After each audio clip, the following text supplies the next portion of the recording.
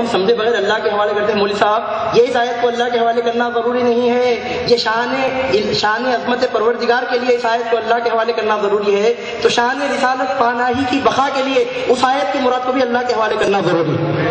فَإِنَّمَا تُوَلُّوا فَثَمَّ وَجْهُ اللَّهِ پڑھ کر آپ اللہ کے لیے چہرہ ثابت نہیں کر سکتے. اِنَّمَا أَنَا بَشَرٌ مِثْلُكُمْ پڑھ کر سرکار کو اپنی مثل کیسے ثابت کر سکتے ہیں؟ عزیزان گرامی, ایک اور جگہ اللہ سبحانہ و تعالیٰ قرآن پاک میں ارشاد فرماتا ہے. اب یہ تو چہرے کے بارے میں ہے, اللہ تعالیٰ کو ہاتھ ہے کیا؟ جیسا بتاتے ہیں غیر مذہب والوں میں, پیٹھ میں سے ایک ہاتھ, کمر میں سے ایک ہاتھ, پیچھے سے ایک ہاتھ, گردن میں سے ایک ہاتھ. ایسا تو نہیں ہے نا نعوذ باللہ من ذالک, ایمان والوں کے خدا کا معاملہ. ہاتھ نہ ہو تو خدا ہے, اللہ تعالیٰ کے لیے کوئی ہاتھ ثابت کر سکتا کیا؟ اب ایسی متشابہ آیتوں کو پڑھ کر مفہوم نکالنے کی بات آئی. اب آج کے دن یہ بولا, کل کے دن بولیں گا ان الذین یبایعونک انما یبایعون اللہ. اے حبیب پاک, جو آپ کے ہاتھ پر بیعت کرتے ہیں وہ اللہ کے ہاتھ پر بیعت کرتے ہیں. ید اللہ فوق ایدیہم, یہ آ گیا مشکل مقام. ید اللہ فوق ایدیہم, ید بولے تو ہاتھ کو بولتے, ید اللہ اللہ کا ہاتھ ہے, فوقا اوپر, ایدیہم ان کے ہاتھوں کے اوپر اللہ کا ہاتھ ہے. اب جب سے چہرہ بولے تو پریشان ہو گیا, اب تو یہ تو ہاتھ بھی ثابت ہو گیا. اب چہرے کے ساتھ ہاتھ بھی ثابت کرے تو آدھا جسم تو ثابت ہی ہو گیا. اب اس کے بعد استوا علی العرش ملا تو پورا بتی ہاتھ کو لگ جاتا آپ کے, اگر ایسے متشابہ آیتوں کا مطلب نکالنا شروع کرے تو. اللہ تعالیٰ فرماتا ہے ید اللہ, میں کیا کروں, آپ جب سے سن رہے ہیں پورے قرآن کی آیت کوٹ کروں, جب آپ ایک بات قرآن کے باہر جاری کر دو. اللہ سبحانہ و تعالیٰ فرماتا ہے ید اللہ فوق ایدیہم. قرآن کو سمجھنے کا بہترین طریقہ ہے کہ قرآن کو قرآن سے سمجھا جائے. اللہ تعالیٰ فرماتا ہے صحابہ کے ہاتھوں پر جو صلح حدیبیہ کے موقع پر, بیعت رضوان کے موقع پر سرکار کے ہاتھ پر جن صحابہ نے بیعت کی, اللہ تعالیٰ فرماتا ہے نبی پاک, اے حبیب پاک, ان کے ہاتھوں پر آپ کا ہاتھ نہیں تھا, اللہ کا ہاتھ تھا. اب اللہ کو ہاتھ ثابت کرتے کیا؟ آپ بولیں گے جی نہیں, اللہ تعالیٰ ہاتھ سے پاک ہے. پھر اللہ ہاتھ سے پاک ہے تو پھر آیت میں کیا ہے؟ آپ بولیں گے ید اللہ فوق ایدیہم. ٹرانسلیشن کرنا آتا ہمارے کو, اللہ کے ہاتھوں پر ان کا ہاتھ ہے. اتنا پڑھ کر بھی ہم بولیں گے کہ اللہ کو ہاتھ تو نہیں ہے. پھر آیت میں ہے نا حضرت, تو کیا بولتے ہیں وہ آیت میں کیا ہے وہ ہمارے کو نہیں معلوم, ہمارے کو اتنا معلوم کہ اللہ کو ہاتھ نہیں ہے. پھر آیت کا مطلب کیا ہے؟ متشابہ آیت ہے, وہ سمجھ میں نہیں آتا ہمارے کو. جب ید اللہ فوق ایدیہم پڑھ کر آپ اللہ کے لیے ہاتھ ثابت نہیں کرتے تو انما انا بشر مثلکم کہہ کر سرکار کو اپنے مثل کیسے ثابت کر سکتے ہیں؟ چلیے لگے ہاتھ میں ایک مثال اور بھی لے لیجیے, اس کے بعد ہم اپنے سلسلے کلام کو سمیٹ لیتے ہیں. یہ تو خالی چہرے کی بات اور ہاتھ کی بات کی. اب اس کے بعد تو استوا کی بات بھی ہے. قرآن میں ایک جگہ نہیں کئی جگہ ہے. اللہ تعالیٰ کائنات کو 6 دن میں پیدا کرا بول کر مفسرین فرماتے ہیں اتوار کے دن سے کائنات پیدا ہونا شروع ہوئی. اتوار, پیر, منگل, چہارشنبہ, جمعرات, جمعہ کو پوری ہوگی. ہفتے کے دن کچھ بھی نہیں ہوا, چھٹی کا دن تھا.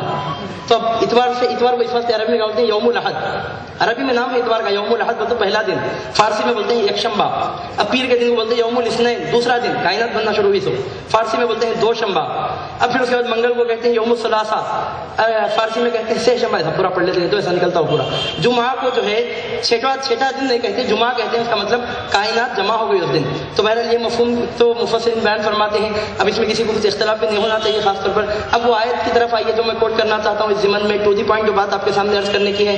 اللہ تعالیٰ قرآن میں فرماتا ہے اللہ الذی, اور ایک آیت پیش کر رہا ہوں آپ کے سامنے, اللہ الذی خلق السماوات والارض فی 6 ایام.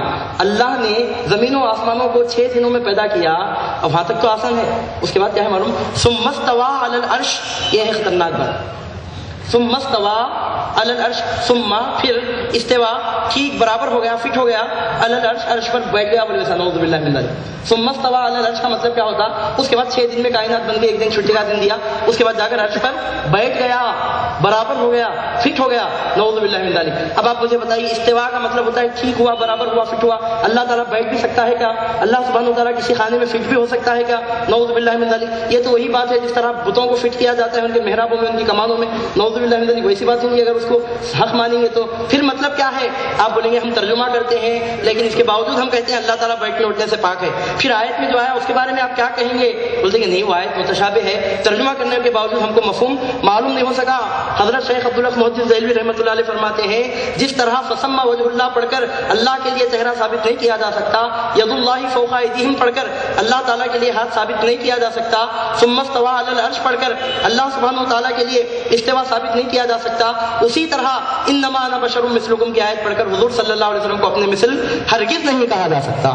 یہ آیات متشابہات میں سے ہے. پھر سمجھنے کی بات ہے, یہاں پر حیرت کی بات ہے. ایک متشابہ آیت لے کر تو پکڑ کر لوم رہا ہے, اسی آیت کو پکڑ کر پوری زندگی گزار رہا ہے. متشابہ آیت پکڑ کر, متشابہ آیتوں کو پکڑ کر اس کے بارے میں نکات پیدا کرنا کس کی آیت ہے معلوم آپ کو؟ قرآن میں اللہ تعالیٰ سورہ آل عمران کے پہلے رکوع میں ارشاد فرماتا ہے فَأَمَّا الَّذِينَ فِي قُلُوبِهِمْ زَيْغٌ فَيَتَّبِعُونَ مَا تَشَابَهَ مِنْهُ ابْتِغَاءَ الْفِتْنَةِ، جن کے دلوں میں کجی ہوتی ہے، جن کے دلوں میں ٹیڑھاپن ہوتا ہے، ان کا یہ طریقہ ہوتا ہے کہ متشابہ آیتوں کے پیچھے پڑے رہتے ہیں۔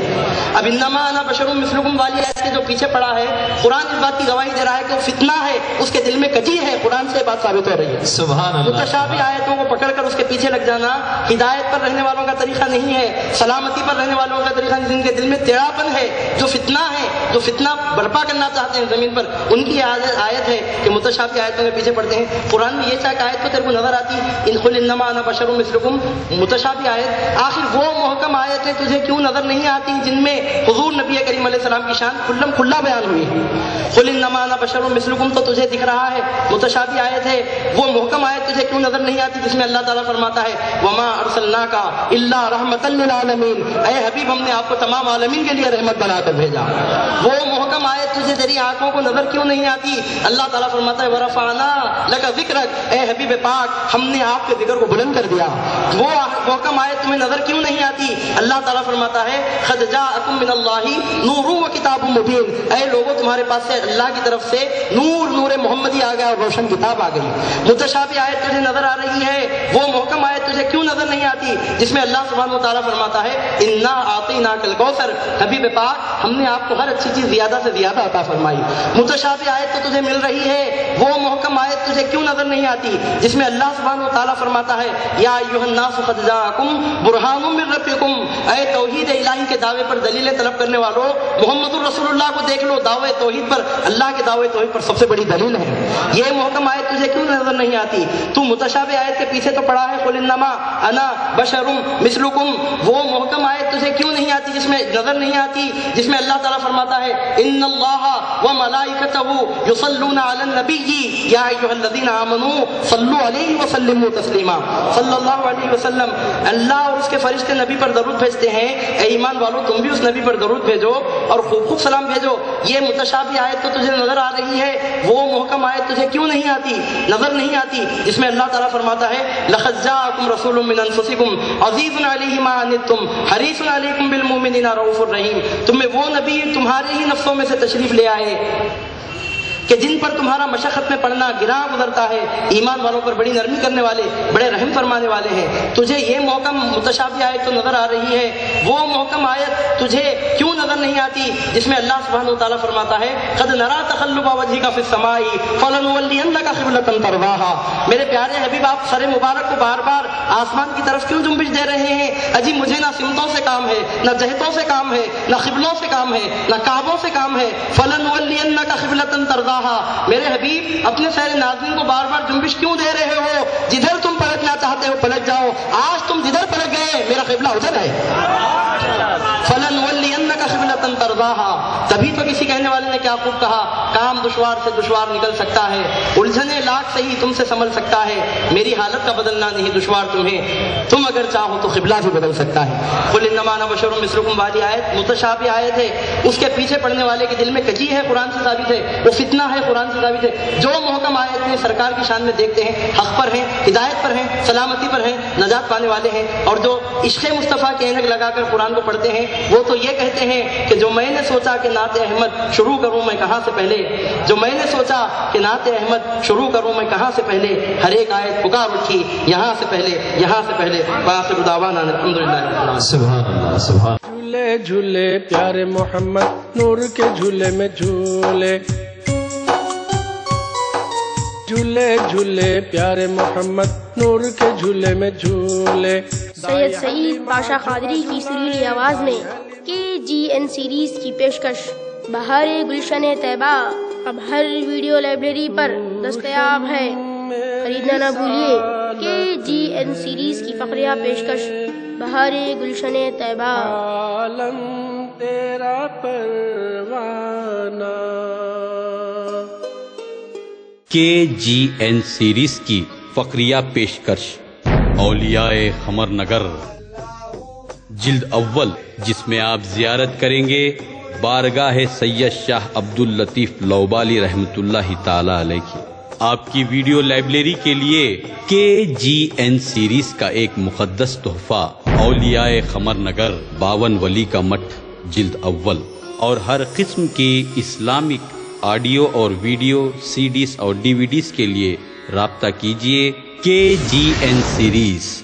ہمارا پتہ ہے KGN سیریز، ڈور نمبر 5-95 بسائڈ لوبالی درگاہ، لال مسجد روڈ، کرنول.